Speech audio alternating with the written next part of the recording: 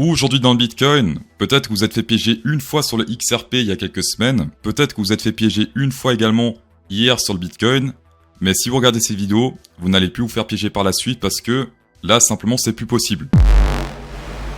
Commençons par le commencement, c'était le 13 du 7 2023. Pourquoi le cours de la crypto-monnaie XRP explose? Après 3 ans de procès entre Ripple et la SEC, le gendarme américain des marchés, la justice américaine vient de trancher.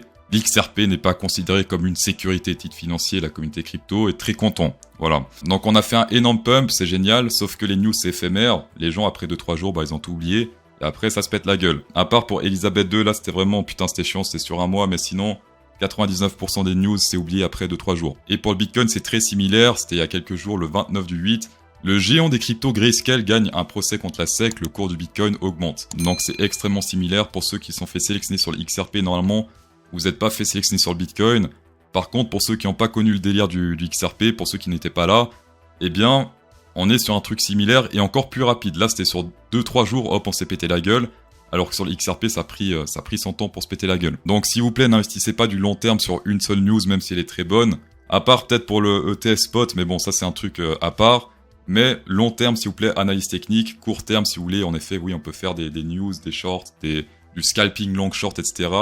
Mais pour tout ce qui est long terme, c'est mieux quand même l'analyse technique. Et lundi, on avait une target bearish long terme, c'était ici sur le Ethereum. On a des petites interférences avec la news Grayscale, mais là, le Ethereum continue son chemin. Pour le Bitcoin en daily, le Grayscale a fait des interférences ici au niveau de la tendance, vu que hop, tendance baissière, EMA 200 pété à la baisse, réintégration sur un jour, voire 2, et ensuite hop, on se fait vraiment rejeter de manière brutale à la baisse. La tendance haussière ici n'arrive plus à tenir, on teste, on essaie de réintégrer, ensuite hop, énorme rejet à la baisse, malheureusement. Et ceci sans news. On est également sur une compression sur le RSI, pour l'instant on se fait rejeter par le top, et également par le niveau 50 du RSI que j'aime bien trader. Voilà, plus ou moins ici niveau 50, support résistance. Et depuis qu'on a pété ce truc à la baisse, c'était plus des shorts que des longues.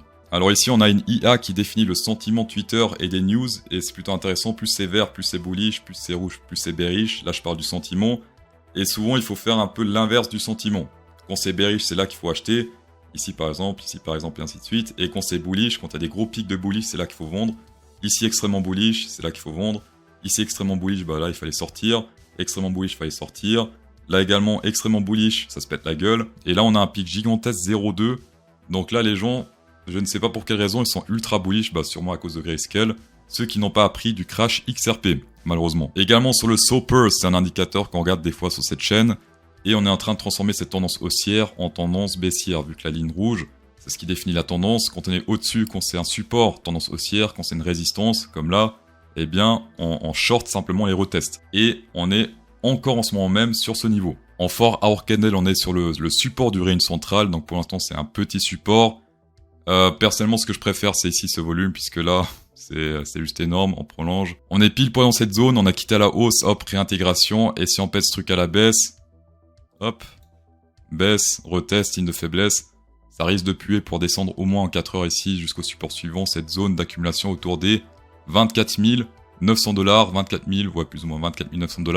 En tout cas le bas du range. Également sur le RSI, gros support avec pas mal d'effets dans le passé. La dernière fois qu'on a pété ce truc sur le RSI à la baisse, c'était pile poil sur plus ou moins cette bougie là, c'était encore tout en haut. Et ensuite, hop, on se pète la gueule. Donc faites bien gaffe au RSI si on pète ce truc à la baisse, ça risque de puer par la suite. Et au moins aller jusqu'à la target du support du range du bas. La sélection naturelle sur Binance, pour l'instant, ça n'aide pas trop, j'ai l'impression. On a pas mal au sud, pas mal au nord, donc c'est bien, ça s'équilibre un peu. Avant, c'était uniquement au sud et que dalle au nord, mais là, au nord, jusqu'à environ 27 300, il y a pas mal de trucs intéressants. Mais également au sud. Au sud, c'est plus ou moins autour des 23 100. Les 27 000 sont plus proches du prix actuel. Mais là, clairement, la sélection naturelle, c'est intéressant dans les deux sens, donc il n'y a pas vraiment de direction claire ici sur Binance. Niveau on-chain sur Binance, eh bien, ça ressemble beaucoup à ce qui s'est passé là. On a accumulé pas mal dans cette zone. On a fait des petits fake pumps, cherche de liquidité au nord, alors qu'il n'y avait pas grand chose. Et ensuite, hop, on a tout pris à la baisse. Et pour l'instant, la plus grosse zone, en tout cas sur Binance, ça se passe jusqu'à environ, plus ou moins ici, 24 773, c'est la première zone. Mais si on prend vraiment tout, ça risque de faire très mal sur le Bitcoin, puisque jusqu'à 22 000 en arrondi, c'est très intéressant au niveau des frais de trading pour Binance, malheureusement. Pour longer ou shorter le Bitcoin, les news, le Ethereum même, Vous avez le choix ici entre 4 exchanges jusqu'à 63 000 $ au total à recevoir si vous allez sur un de ces 4 avec mon lien. Chaque exchange a ses points forts. Par exemple, sur Binance, vous avez jusqu'à 30 000 $ et 20% de rabais sur les frais. Sur BitGet, le KYC n'est pas obligatoire et jusqu'à 8 000 $. Sur BingX, vous pouvez trader les marchés traditionnels à partir de vos USDT. Et sur Mexi, vous avez plus de 2000 altcoins et également pas mal de bonus à recevoir. Tapez dedans, Hit Inside. On va passer au vendre Ethereum. Pour l'instant, le Head and Shoulders est toujours validé. La target, c'est plus ou moins ici autour des 1223 $. Ça peut faire très mal, mais c'est la target. Félicitations également à tous ceux qui ont réussi à rentrer dans ce short de manière plus intéressante avec ce pump, puisque là, on a fait quand même pas mal de pump à la hausse. Ça paraît petit, mais si on fait en pourcentage, 5%, 6% de pump sur l'Ethereum. On n'a même pas réussi à tester cette résistance avant de se faire rejeter à la baisse. On se fait rejeter ici par le niveau 50 du RSI qui fait pas mal d'effets déjà dans le passé. Rejet ici, rejet, et une fois plus un rejet sur le RSI. Pourquoi selon CryptoSauce c'est plus intéressant de shorter le Ethereum plutôt que le Bitcoin? Bah simplement si on prend cette zone de volume qu'on prolonge.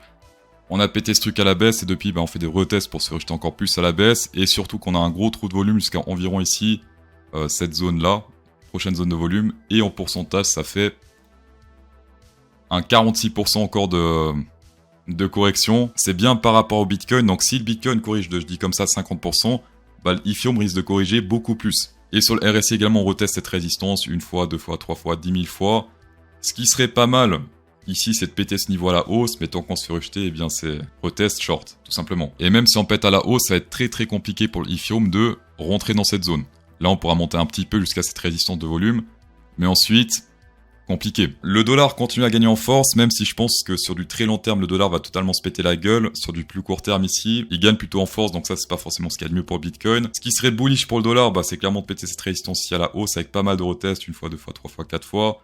Retest pour être toujours plus haut sur le dollar. Mais si on se rejetait ici, on est même sur une divergence bearish puisque là, ça monte sur le RSI et là, c'est tout droit sur le RSI, voire même ça descend. Donc c'est un peu risqué de shorter en tendance haussière. Après, sur le dollar, j'ai l'impression que c'est un peu une exception vu que là, par exemple, c'est tendance haussière, hop, fallait shorter. Là également, on n'est pas sur tendance haussière, fallait shorter.